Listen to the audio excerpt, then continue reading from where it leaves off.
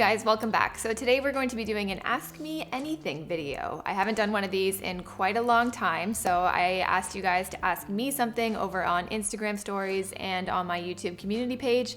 So I'm going to be answering some of those questions today. And we're going to be getting into things like low buy, pharmacy, minimalism, decluttering, how quarantine's going, and just a whole bunch of other stuff. So let's get into the questions. I have a bunch of these like screenshotted on my phone, so I'm just gonna jump right into them. So I had a couple of questions just straight up asking me how I'm doing, and thank you for asking. I'm doing okay. I would say there are definitely ups and downs in a global pandemic and within life in general. I think having the COVID thing, I think it's just like an added underlying stress for everybody, whether it be just like preparing a little bit more mentally to go out to the grocery store and trying to like socially distance when you're out on a walk in the evening that's supposed to be relaxing. There's still like this little bit of underlying stress with everything, but I think we all just sort of adapt and accept that that is the reality that we're living in. At the very beginning of COVID, when there was like a lot of uncertainty, I think that was a little bit,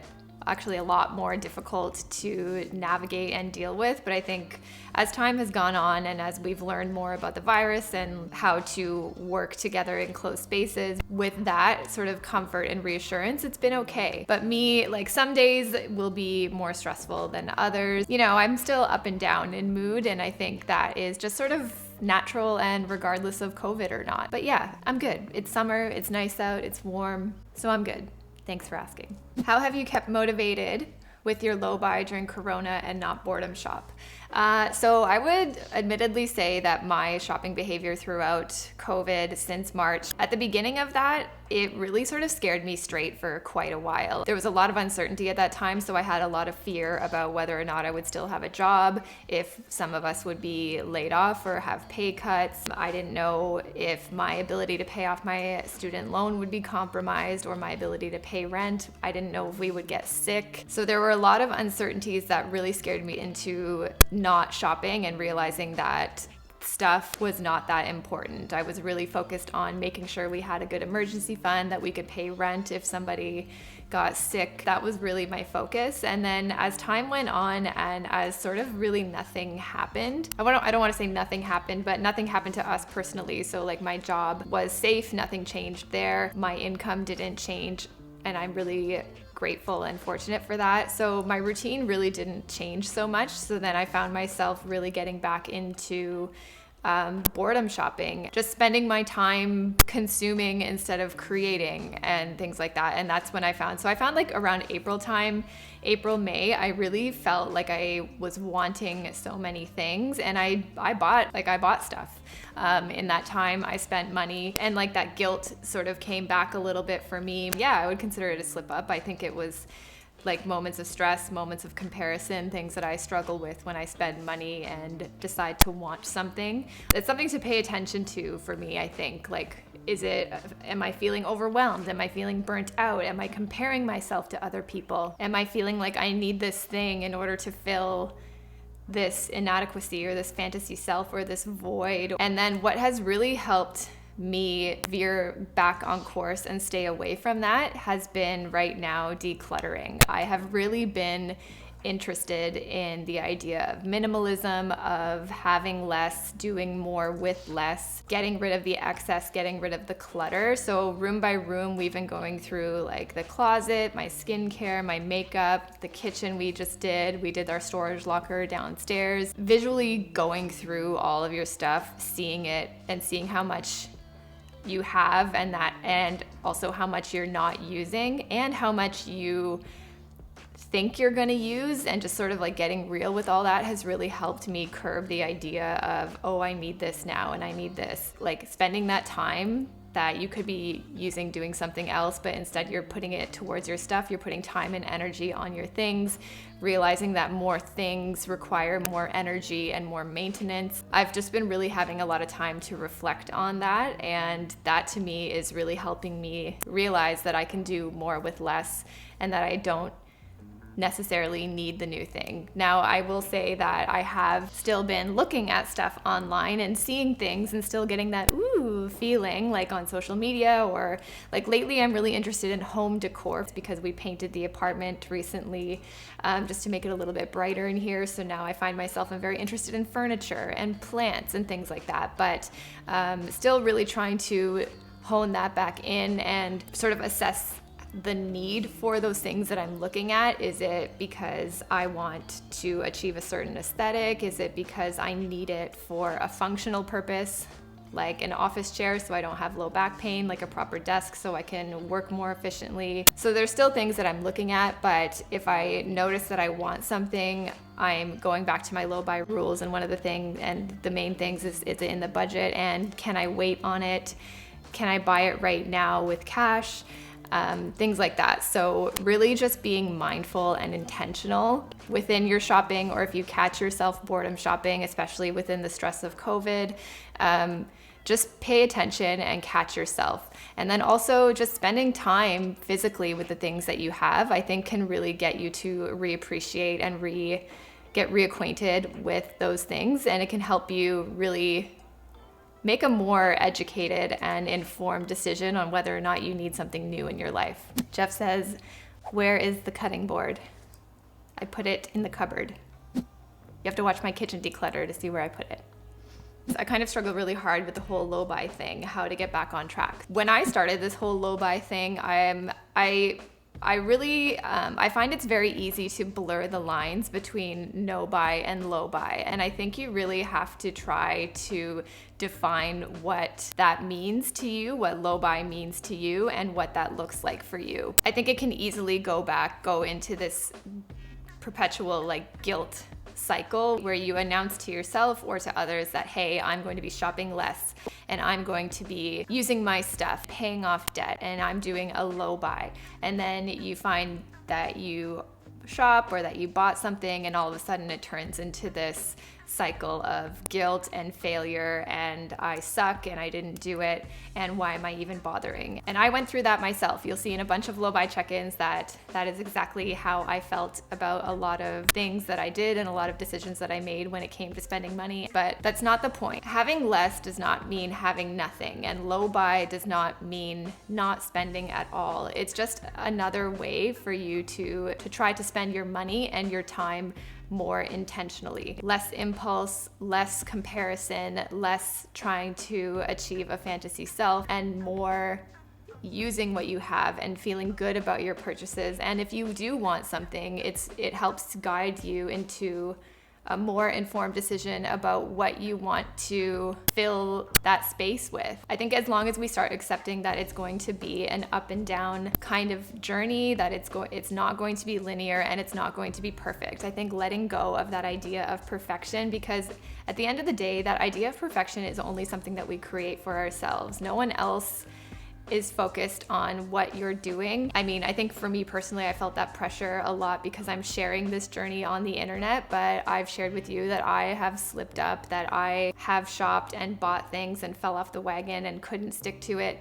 And that is just something that, it happens. It's a reality. And just trying to be kind to yourself as you continue to move forward. Slipping up is not a reason to give up and say screw it. It's a moment to say what happened and what can I do better next time. I think it's just all opportunity for growth, and as long as you see it as something like that, then you can be kind to yourself as you go through it and be successful with it. So Jessica asks, are you still budgeting during this pandemic and how has your budget been affected? So absolutely yes, I am still budgeting. I will always budget. Budgeting is one thing that I do every single day. My budget has really become something that I look at as part of just an everyday habit. And if you haven't started budgeting, I really encourage you to do that. At the beginning, I was really concerned about diverting away from my debt repayment and into my emergency fund. As our normal has sort of gone back to the olden days, back to more what we're used to. A lot of people are back to work, things like that. I have shifted my focus and my budgeting back to debt repayment. So if you haven't started a budget, I will say I do highly encourage you to start one, but it really helps me stop the backtracking and I don't think about it as much. I look at it every day, but I look at it and that's it. And it's just a way to check in with my spending, with my fixation on certain things. It just helps sort of like bring my behavior back to reality and stick to my goals. So yes, I still budget, and it's great, and I love it. So I actually got a few questions about being a pharmacist. So if you guys didn't know, I am a pharmacist. I am a pharmacist full-time. I do have a full-time job. So there's a few types of pharmacists. I think the one that you're most familiar with is the one in the white coat who stands behind the counter, and you wonder why it takes so long to get one bottle of pills filled. And that's because we don't just push pills, you guys. There's a lot that goes on that I think patients on an everyday basis don't really quite see or understand. Next time you go to your pharmacy, I hope that, I guess what I'll explain what my day is like will give you guys a little bit more of an appreciation of what your pharmacist does on an everyday basis. So my day starts out with a coffee, always. I am Shrek if I don't have a coffee, or just, don't poke the bear. We review, is it right for the patient that's in front of me? Is what they're about to get appropriate and safe for them? Is this something that the patient can handle taking? Will they actually adhere to their medication? Does the patient have the cognitive function to understand how to do that? How do I make their experience easier? We're often an avenue to just provide a little bit more education on medications for patients, to explain why you're taking the medication, how to take it. These are some side effects to start expecting, what to do if you do experience these side effects. We're not just sticking a label on a box, you guys. There is a lot that goes with being a pharmacist. So a lot of you guys had some questions about Jeff. I think I'll have him on the channel someday soon. He's very elusive when it comes to social media. So Hannah asks, how does your partner feel about your journey for less? Is he the same as far as looking to buy less? Even though it seems like his closet is nicely slimmed, how does he support you?